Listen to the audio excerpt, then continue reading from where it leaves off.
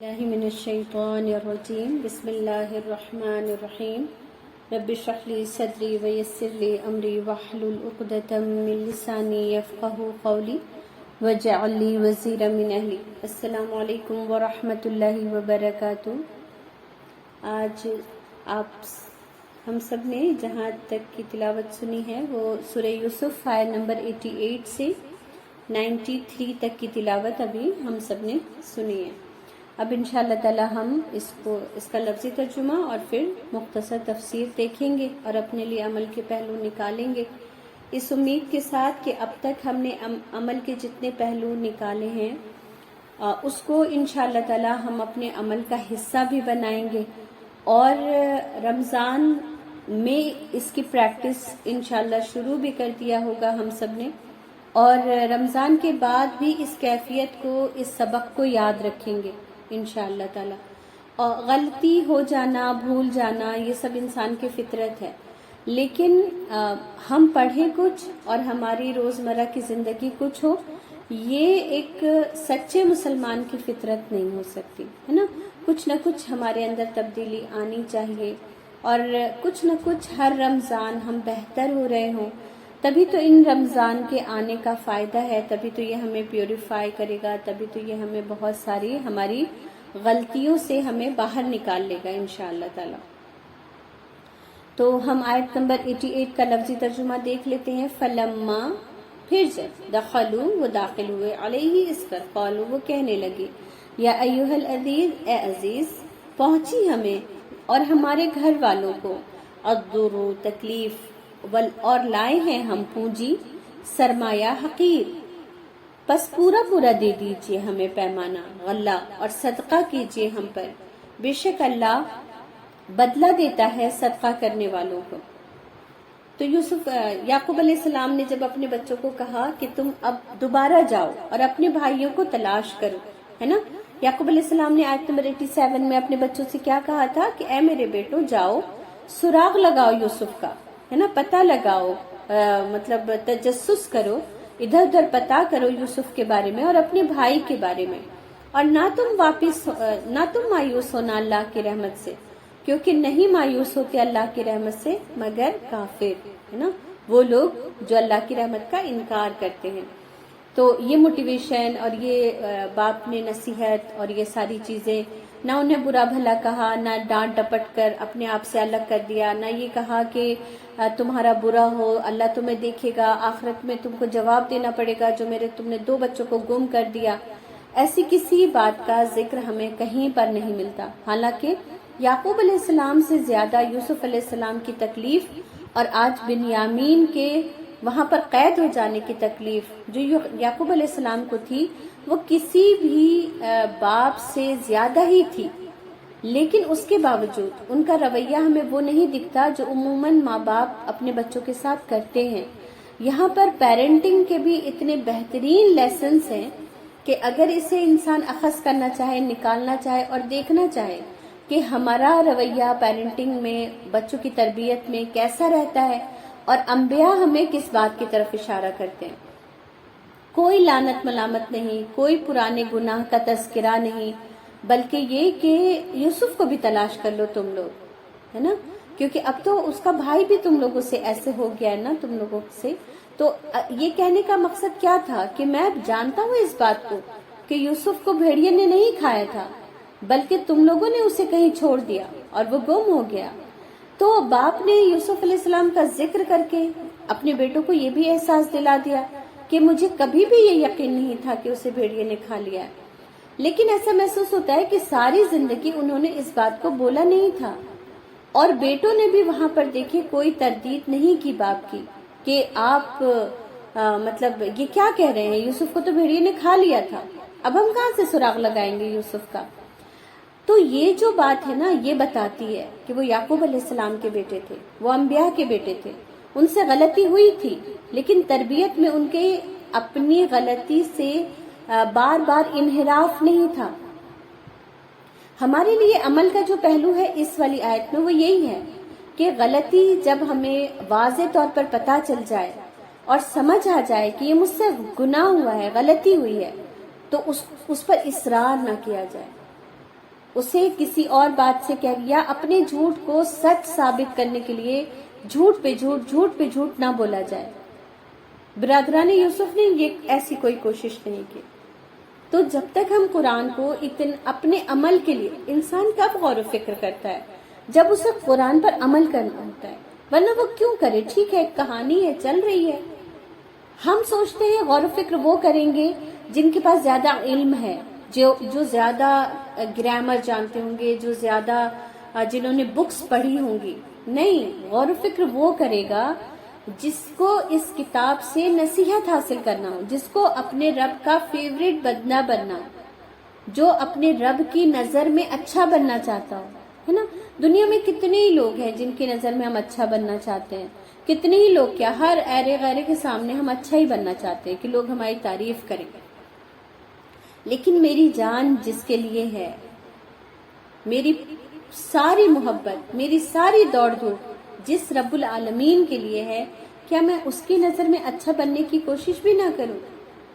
تو رب العالمین کی نظر میں اچھا بننے کے لیے ضروری ہے کہ قرآن پر غور و فکر کیا جائے، اس کی ایک ایک حرکت پر، اس کے ایک ایک نصیحت پر کان دھرا جائے اور دیکھا جائے کہ اس سے کیا بات نکل کر سامنے آ رہی ہے.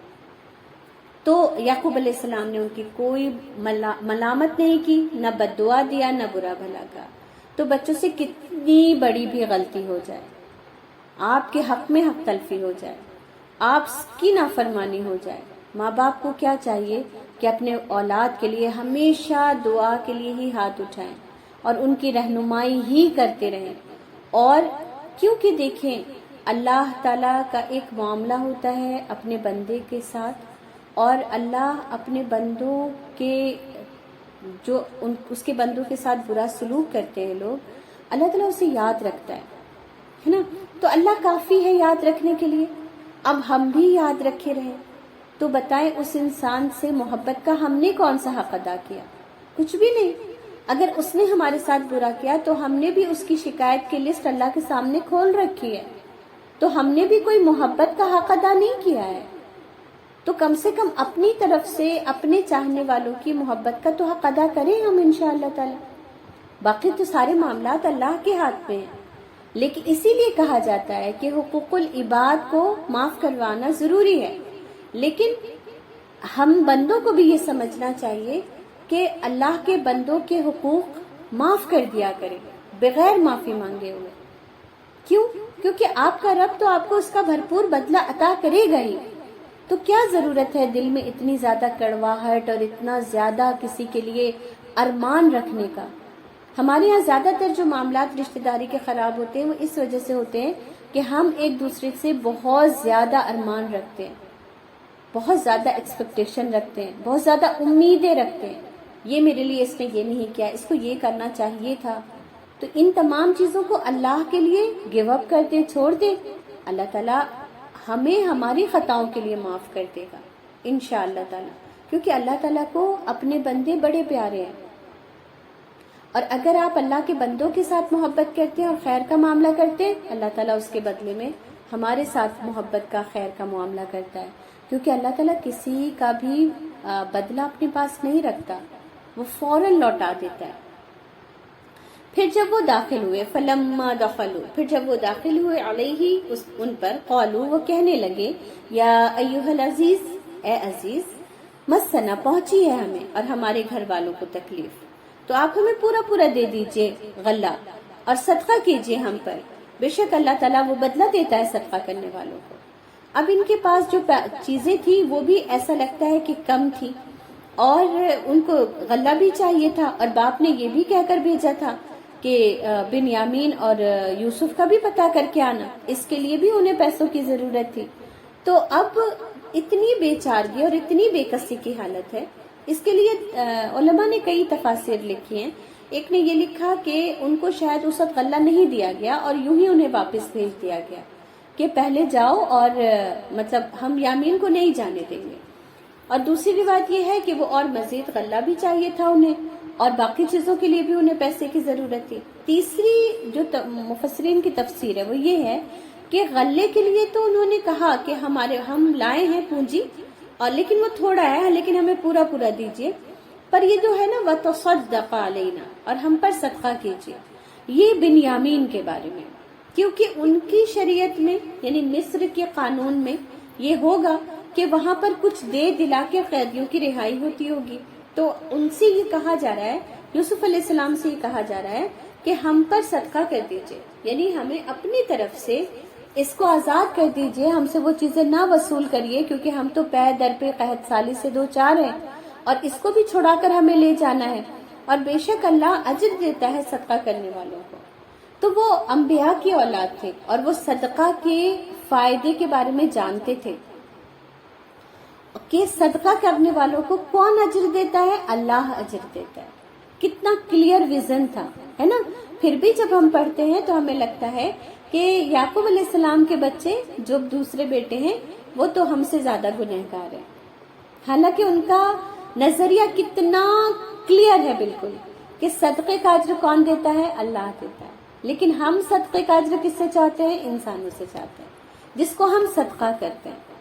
ہم چاہتے ہیں وہ ہمارے سامنے تھوڑا نرم رویہ اختیار کرے، تھوڑا اپنی جو اس کی وہ ہیں اندر کی راز کی باتیں ہیں، اس کے اپنے گھریلو جو مسئلے ہیں وہ سب میرے سامنے بولے، ہے نا؟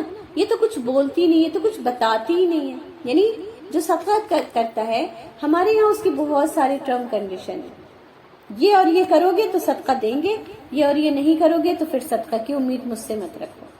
تو بتائیں ہم کس سے بدلہ چاہ رہے ہیں، اور ہمارا کتنا تچھ سا بدلہ ہے صدقے کا کہ تم مجھ سے اپنے راز بتا دینا تو یہ بدلہ ہے میرے صدقے کا، یعنی اپنی محنت کی کمائی ہم صرف اس کے عوض کسی کو دے دیتے ہیں۔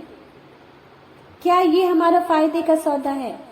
اور اس طرح کی بہت ساری باتیں ہم چاہتے ہیں وہ 10 لوگوں کو بتائے کہ میں نے اسے صدقہ کیا، ہے نا؟ یہی بدلہ ہے۔ اللہ تعالیٰ کے ساتھ شریک نہ کرنے کا کیا مطلب ہے؟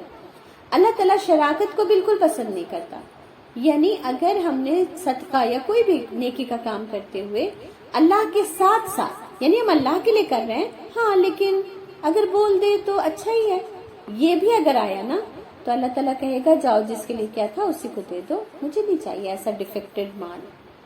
یعنی اللہ کو بالکل پیور چاہیے، پیور چاہیے، چاہے وہ کم ہو، حقیر ہو، چھوٹا ہو، منا سا ہو، بڑا ہو، پہاڑ کے برابر ہو، کوئی بات نہیں، اس سے اللہ کو فرق نہیں پڑتا۔ لیکن اللہ کو اپنے ساتھ کسی کی بھی شرکت نہیں چاہیے، خیال میں بھی نہیں۔ تو اب آپ سوچیں کہ وہ جو ہم لوگ یہ کرتے رہتے ہیں کہ پتیلی میں مت کھاؤ بارش ہو جائے گی، 2 آلو مت کھا لو ٹوئنز پیدا ہو جائیں گے، یہ ساری شرکتیں اللہ کو پسند ہوں گی ہماری، ہے نا؟ تو پھر اس کے بعد انہوں نے کہا کہ آپ ہمیں صدقہ کریے۔ اچھا، یہ بات بھی یاد رکھیں کہ نبی کے بچوں پر صدقہ حرام ہوتا ہے، نبی صدقہ نہیں لے سکتا، نبی تحفہ لے سکتا ہے، صدقہ نہیں لے سکتا۔ اسی طرح سے اللہ کے رسول صلی اللہ علیہ وسلم نے اپنے اور اہل بیت کے لیے بھی صدقے کو حرام کیا۔ ابن عباس، اور جیسے ابن عباس کون ہے؟ حضرت عباس رضی اللہ تعالیٰ عنہ کے بیٹے ہیں، اور حضرت عباس کون تھے؟ آپ کے چچا تھے۔ تو ابن عباس سے بھی یہ روایت ہے کہ ہمیں بھی ہمارے والد نے کبھی صدقے کی چیزیں کھانے نہیں دیا، ایک بار ایک کھجور کھا لیا تو منہ میں انگلی ڈال کر نکال دیا اسے کہ صدقہ ہم پر حرام ہے۔ تو اس سے یہ پتہ چلا کہ اہل مطلب سادات کے اوپر بھی صدقہ حرام ہے، لیکن وہ تحفہ قبول کر سکتے ہیں۔ تو آپ کے ارد گرد بھی اگر ایسے لوگ رہتے ہوں جو اپنے آپ کو سادات کہتے ہوں اور ان کی خراب کنڈیشن ہو، تو آپ کیسے ان کی مدد کریں گے؟ انہیں تحفہ دے کر، صدقہ دے کر نہیں، ٹھیک ہے؟ ہاں انشاءاللہ تعالی۔ جی، تو پھر کچھ ہوتا نہیں ہے، بس آپ کو سمجھنا ہوتا ہے کہ میں اس کو تحفہ دے رہی ہوں، ہے نا؟ نیت، کیونکہ الاعمال بالنیات ہے ہمارے یہاں تو جب انہوں نے یہ کہا نا کہ آپ ہمیں صدقہ دیجئے، آپ کو اللہ تعالیٰ اس کا بدلہ دے گا، یعنی کہ وہ بھیک مانگ رہے ہیں یوسف علیہ السلام کے سامنے، وہ بالکل 2 زانو ہو گئے ہیں، وہ بالکل انہوں نے اپنی عزت، اپنا سارا وقار، اپنی انا، سب کچھ یوسف علیہ السلام کے قدموں میں ڈال دیا۔ تو یوسف علیہ السلام نے فوراً کیا کہا؟ قال هل علمتم ما فعلتم بیوسف، انہوں نے کہا کیا جانتے ہو تم کہ تم نے یوسف کے ساتھ کیا کیا تھا؟ وَأَخِيهِ، اور اس کے بھائی کے، اذ انتم جاہلون، جب تم نادان تھے۔ جب تم جاہل تھے، ہے نا، مطلب انہیں بالکل انہیں برداشت نہیں ہوا کہ ان کے بھائی ان سے صدقہ مانگے، دیار غیر میں وہ اتنے بے بس ہو جائیں کہ وہ 2 ہاتھ پھیلا کر کہیں کہ آپ ہمیں صدقہ دے دیجئے۔ اور یوسف علیہ السلام جانتے تھے کہ وہ نبی کے بیٹے ہیں، باقی مصر کے لوگ نہیں جانتے تھے کہ وہ نبی کے بیٹے ہیں۔ ان کا کلیجہ کٹ گیا ہوگا، انہیں بہت تکلیف محسوس ہوئی ہوگی ان لوگوں کو تکلیف میں دیکھ کر جنہوں نے ان کو مارنے کا پلان کیا تھا۔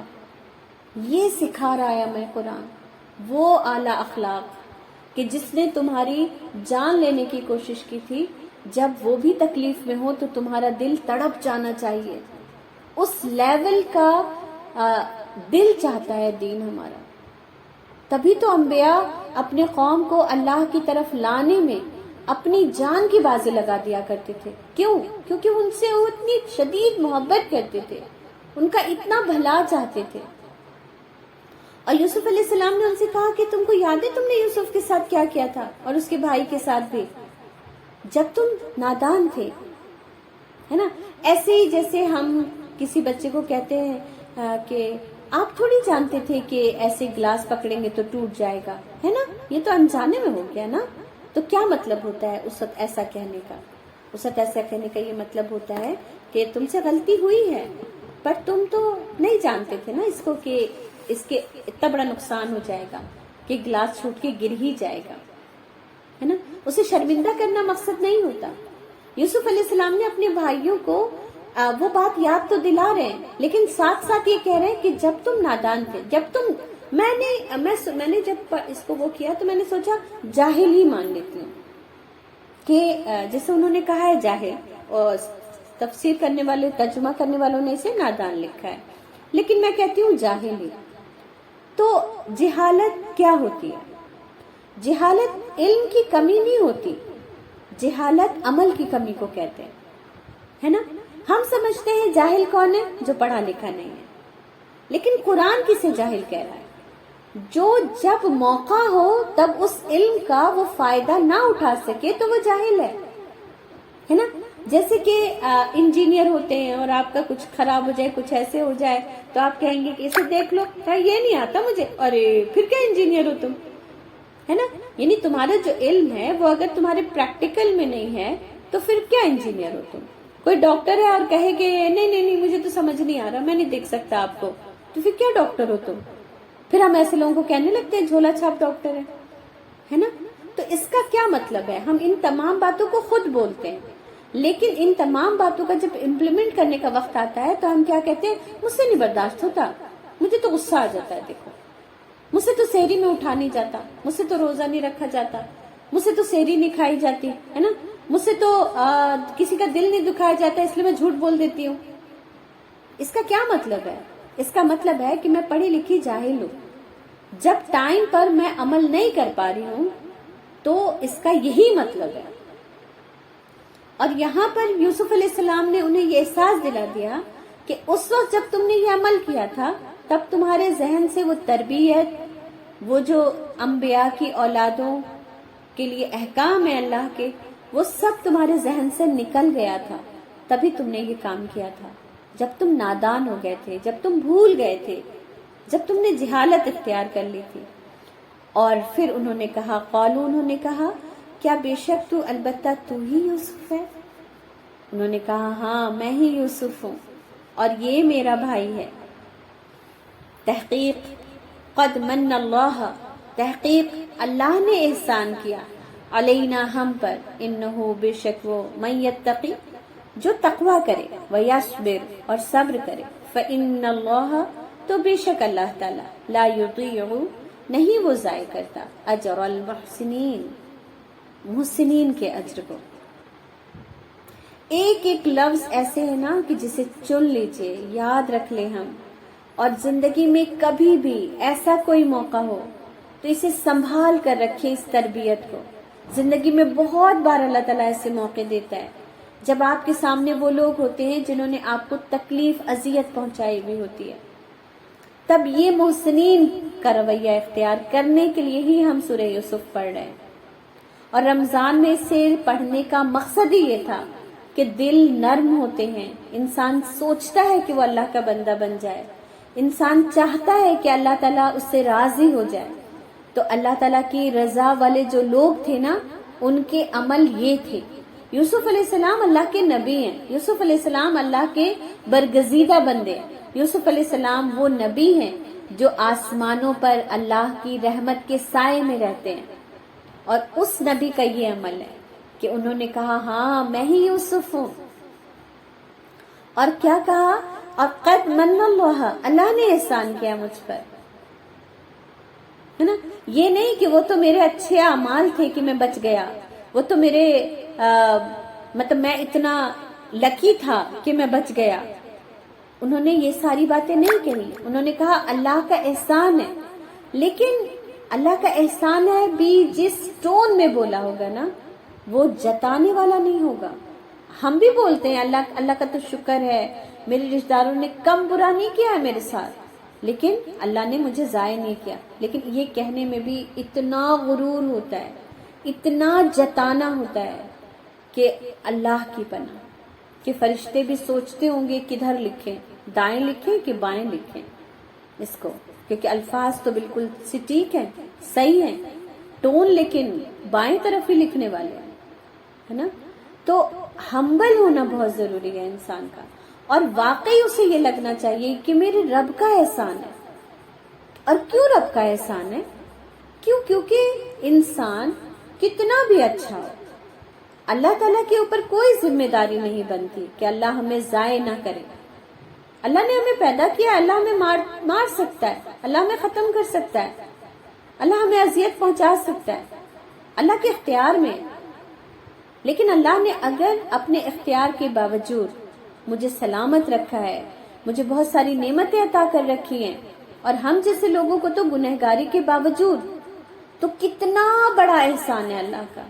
اس میں اگر کوئی تانا دے دے، کوئی کچھ کہہ دے، تو ہمیں اتنا برا کیوں لگ جاتا ہے کہ ہم بالکل اپنے آپ سے باہر ہو جاتے ہیں. تو اللہ نے کیا کہا؟ تحقیق احسان کیا اللہ نے ہم پر، اور جو تقویٰ کرے اور صبر کرے. تو تقویٰ کیا ہے؟ تقویٰ یہ ہے کہ اللہ کو بن دیکھے اللہ سے محبت کی جائے اور اللہ سے ڈرا جائے. یہ تقویٰ ہے. یوسف علیہ السلام نے بھی تو یہی کیا تھا نا، اللہ پر یقین رکھا تھا، کیونکہ وہ جانتے. اللہ پر یقین کیسے رکھا؟ کیونکہ وہ جانتے تھے کہ وہ اپنے رب کی نظر میں ہیں. بھائی انہیں پھینک کے ضرور چلے گئے، باپ کو بھلے ہی نہ پتا ہو، لیکن اللہ کو پتا ہے.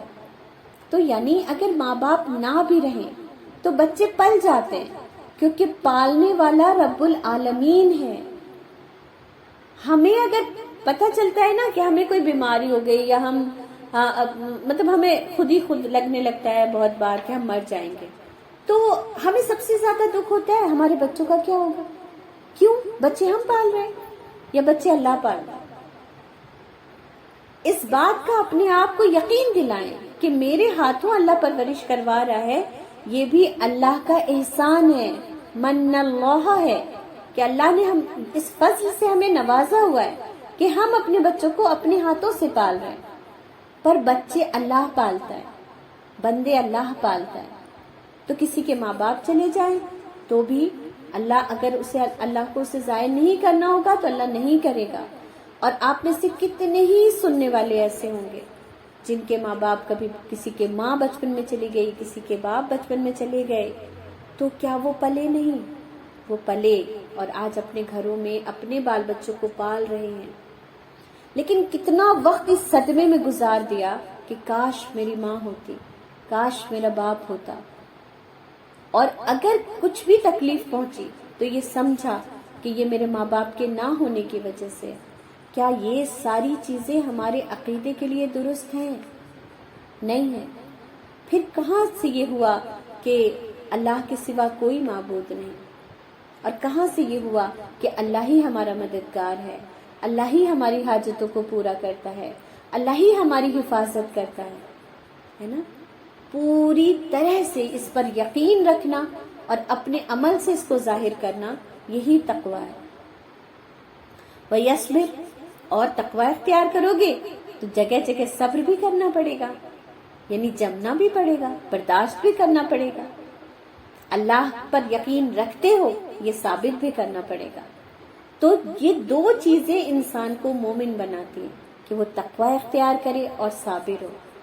اب دیکھیں یہ تقوی اختیار کرنا اور صبر کرنا یہ دونوں مشکل ترین کام ہیں، اور ان دونوں میں ہم ضروری نہیں کہ ہر بار 99 اور 100 نمبر لے آئیں، بلکہ کبھی نہیں لا پائیں گے، لیکن اسی کوشش میں عمر نکال دینی ہے. اور آج کا تقوی کل کے تقوی سے میرے بہتر ہونا ہی چاہیے، آج کا صبر میرے کل کے صبر سے بہتر ہونا ہی چاہیے. تو آج کے عمل کا جو سب سے بڑا پہلو ہے وہ کیا ہے کہ ہمیں تقوی اور صبر کا دامن تھامنا ہے، اور اس کے بعد اس بات کی امید رکھنا ہے کہ فَإِنَّ اللَّهَ لَا يُضِيعُ أَجْرَ الْمُحْسِنِينَ، کہ بے شک اللہ تعالیٰ، یقیناً اللہ تعالیٰ ہے نا، ایسا ہو ہی نہیں سکتا، یقیناً اللہ ضائع نہیں کرتا محسنین کے اجر کو.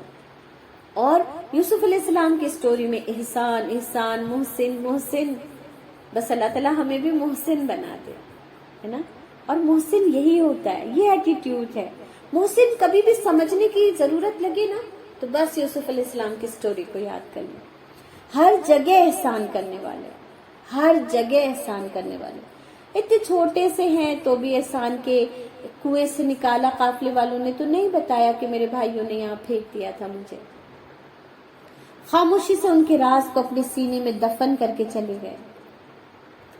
اور اسی طرح سے جب مالکن نے یہ کیا تبھی بھی خاموشی کے ساتھ جیل میں جانا پسند کر لیا. ہر جگہ احسان کرنے والے. پھر جب یہ بات ان کے سامنے آئی تب ان کے لیے تو بڑی عجیب و غریب بات تھی. قالوا، انہوں نے کہا تاللہ، اللہ کی قسم، لقد آثرک، البتہ تحقیق ترجیح دی تجھے، اللہ نے. کتنے پیارے لوگ تھے نا یہ. ایک طرف ایک بھائی کہہ رہا ہے کہ من اللہ کا احسان ہے، دوسری طرف دوسرا بھائی کہہ رہا ہے کہ تجھے اللہ نے ترجیح دے دی، ہم پر اللہ نے دی. وہ سمجھ گئے، انہوں نے فوراً مان لیا، انہوں نے اپنی غلطی پر کوئی اصرار نہیں کیا. اور الفاظ کہنا ضروری نہیں ہوتا، آپ بعض دفعہ کچھ چیزوں کو اپریشیٹ کر کے بھی بہت ساری چیزیں کہہ لیتے ہیں. اور بے شک ہم ہی خطا کار تھے، ہے نا. ٹائم نہیں لگایا انہوں نے، کیونکہ اب وہ سمجھ گئے کہ اتنا کھول کے اللہ نے ہماری خطاؤں کو جب رکھ دیا تو بہتری اسی میں ہے کہ انسان اپنی خطا مان لے. وہ بڑے ہیں سارے. ہمارے یہاں ایک یہ بھی عجیب و غریب خناس پایا جاتا ہے کہ بڑے نہیں معافی مانگیں گے اگر ان سے غلطی ہو جائے گی، ہے نا. اگر ساس سے غلطی ہوگی تو ساس نہیں معافی مانگے گی بہو سے. بہو کی غلطی نہ بھی ہو تو بھی بہو ہی غلطی مانے گی. ماں سے غلطی ہو جائے، ماں بچوں سے معافی نہیں مانگے گی، بچے ہی معافی مانگیں گے چاہے بچوں کی غلطی نہ ہو. بڑے بھائی بہن معافی نہیں مانگیں گے، چھوٹے ہی معافی مانگیں گے. قرآن نہیں بتاتا ایسا. جس کو سمجھ آ جائے کہ مجھ سے زیادتی ہوئی ہے اس سے ہی معافی مانگنی. اور یاد رکھیں ہم ہمیشہ دنیا میں ہی معافی ہے. آپ اللہ سے کتنی بھی معافی مانگ لیں، اللہ تعالیٰ میں نے اپنے بچوں کے ساتھ جو زیادتی کی اس کے لیے مجھے معاف کر دیجئے. اللہ تعالیٰ اللہ کا اپنے بندوں کے حق کے لیے جو ذمہ داری ہے نا، اللہ اس کو معاف کر سکتا ہے، پر اس کی وجہ سے اس بندے کے دل کو جو تکلیف پہنچی ہے اس کی معافی آپ کو اس بندے سے ہی ملے گی. اور اس کے لیے ہمیں اپنے ہونٹوں کو کھولنا ہوگا، اپنے آپ کو اتنا بڑا بنانا ہوگا، اپنے دل میں اتنی وسعت پیدا کرنی ہوگی کہ میں اپنے چھوٹوں سے بھی ہاتھ پکڑ کر ان سے معافی مانگ لوں. اور یقین کریں چھوٹے نہیں چاہتے کہ بڑے معافی مانگیں، بس ہاں ان کو تکلیف پہنچی ہوئی ہوتی ہے. آپ کا ہاتھ پکڑ کر ان کو صرف اتنا کہہ دینا کہ مجھے معاف کر دو کافی ہوتا ہے. وہ فوراً کہتے ہیں نہیں آپ کیوں معافی مانگ رہی ہیں، آپ نے تھوڑی کوئی غلطی کی ہے. حالانکہ اس سے پہلے تک ان کا دل آپ کی تکلیف سے بھرا ہوا تھا، لیکن اتنا بول دینا ان کی ساری تکلیف کو دور کر دیتا ہے. وہ ٹھنڈے ہو جاتے ہیں بالکل. اور اسی لیے مجھے جب یہ بات سمجھ آئی تھی کہ جب میں نے عید الاضحیٰ کے موقع سے ایک پروگرام کیا تو اس میں یہ تھا کہ تمام اگلے اور پچھلے گناہ معاف ہو جاتے. میں نے کہا کون سے گناہ؟ ہم نے کوئی گناہ کیا ہے؟ ہمارے پاس کوئی فہرست ہے؟ رمضان میں بھی ہمیں اپنے سارے گناہوں کی اللہ سے معافی مانگنی ہے. کون سے گناہ جو میں نے کیے ہی نہیں؟ اچھا وہ جو 2 وقت کی نماز نہیں پڑھی تھی, وہ جو کچھ روزے چھوٹے ہوئے ابھی تک نہیں رکھے ہیں, یہی گناہ ہے نا ہمارے. ہم نے کس کس کے حق میں کہاں کہاں زیادتی کی ہے, اس کا کبھی حساب کرنے بیٹھتے ہی نہیں. یوسف علیہ السلام کی سٹوری یہی سٹوری ہے, یہ حقوق العباد کی سٹوری ہے, یہ رشتوں کو بنانے اور بگاڑنے کی سٹوری ہے, یہ چالیں چلنے اور چالوں کو ایکسپٹ کرنے کی سٹوری ہے. اور اگر اس کو ہم اس نظریے سے نہیں پڑھیں گے, نہیں سمجھیں گے, تو ہمیں کوئی فائدہ نہیں ہوگا. چاہے ہم کتنی بار بھی سورہ یوسف پڑھ لیں, سمجھ لیں, لیکن اگر ہمارے عمل نہیں بدلے تو اس کا کوئی حاصل نہیں. انہوں نے کہا قال لا تثریب, نہیں کوئی ملامت, علیکم تم پر, الیوم آج کے دن, یغفر معاف کر دے گا اللہ, لکم تم, وہو ارحم الراحمین, اور وہ بہت زیادہ رحم کرنے والا اور معاف کرنے والا ہے. یہ جو یوسف علیہ السلام کا لفظ ہے نا, قال لا تثریب, نہیں کوئی ملامت, یہ کوئی عام آدمی نہیں کہہ سکتا. ہاں لیکن یہ اہل قرآن کہہ سکتے ہیں, یہ اپنے رب کو سمجھنے والے لوگ کہہ سکتے ہیں کہ آج تم پر کوئی ملامت نہیں.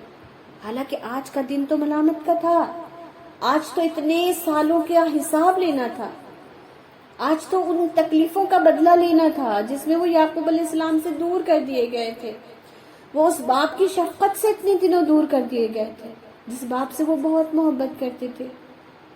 کیا کھایا اتنے دنوں, کیا پیا, کیسے رہے, کیا کیا برداشت کیا, ان ساری باتوں کا آج حساب لینا تھا. لیکن انہوں نے کیا کہا, حالانکہ آج انہوں نے خطا مانی ہے نا, خطا مانی تو پھر تو ہم کیا کیا نہیں یاد دلاتے. ہاں میرا دل چاہتا ہے تو میں معاف کر دوں, پر میں نا معاف نہیں کر پاتی تم کو, کیونکہ تمہاری غلطیاں ہی اتنی ہیں, ہے نا. ہمارے یہاں اگر کوئی معافی مانگ لے تو ہم اس کو اور بے عزت کرتے ہیں. ہمارے یہاں معافی ایک تو مانگنا اتنا مشکل کام ہے, کوئی مانگتا نہیں. اگر خدا نخواستہ غلطی سے کوئی بندہ بیچارہ یہ سوچ کے کہ چلو میں ہی آگے بڑھ کے معافی مانگ لیتی ہوں, معافی مانگتا ہے, تو اس سے بڑا کوئی بے وقوف نہیں ہوتا ہمارے یہاں. پھر جو اس کی واٹ لگائی جاتی ہے, جو اس کی بے عزت, اور ایسے تھوڑی مانگ لیا ہوگا, دیکھا میں کہتی تھی نا اسی کی غلطی ہے, ارے غلطی ہے تو معافی بھی تو وہی مانگے گی نا. یہ ہمارے الفاظ ہیں. تو اپنے آپ کو کہہ دیں آپ کوئی بھی ہو سکتے ہیں. یوسف علیہ السلام کو ماننے والے تو نہیں ہو سکتے. اور یوسف علیہ السلام کو کیا, فتح مکہ کے دن رسول اکرم صلی اللہ علیہ وسلم نے بھی اہل مکہ سے یہی اعلان کیا تھا کہ میں وہی کہتا ہوں جو میرے بھائی یوسف نے کہا تھا, لا تثریب علیکم الیوم, آج کے دن تم پر کوئی ملامت نہیں. آج کا دن کیا ہے, آج کے دن تم نے اپنی خطائیں مان لی, بس خطا مان لینا کافی ہے نا. آپ کو پتہ ہے اللہ تعالیٰ انسان کو کب معاف کر دیتا ہے, جب انسان اپنی خطا مان لیتا ہے. بندے نہیں کرتے معاف, تو بندے نہ کریں, مت غم کیا کریں. آپ نے کہہ دیا نا اسے کہ مجھے معاف کر دو, بس اسی لمحے اللہ نے آپ کو سب معاف کر دیا, حقوق العباد سے بھی آپ بری ہو گئے. اس بندے کا اپنے منہ سے کہنا ضروری نہیں ہے. آج یہ بات ہر ایک کے سمجھ میں آ جائے کہ اگر ہمیں بھی لگتا ہے نا میں نے تو نہیں معاف کیا اسے, مت کرو, رکھے رہو اپنے پاس. اللہ تعالیٰ اس کا بھی الگ سے حساب لے گا. کیوں؟ کیونکہ اللہ تعالیٰ, اللہ کے رسول صلی اللہ علیہ وسلم کی حدیث کا مفہوم ہے کہ جس سے معافی مانگی جائے اس پر لازم ہے کہ وہ معاف کرے. اور اپنی خطاؤں کی تو ہم اللہ سے کتنی معافی مانگتے اور چاہتے اللہ میں معاف کر دے, دوسروں کی غلطیوں کا معاف نہیں کرنا چاہتے, ہے نا.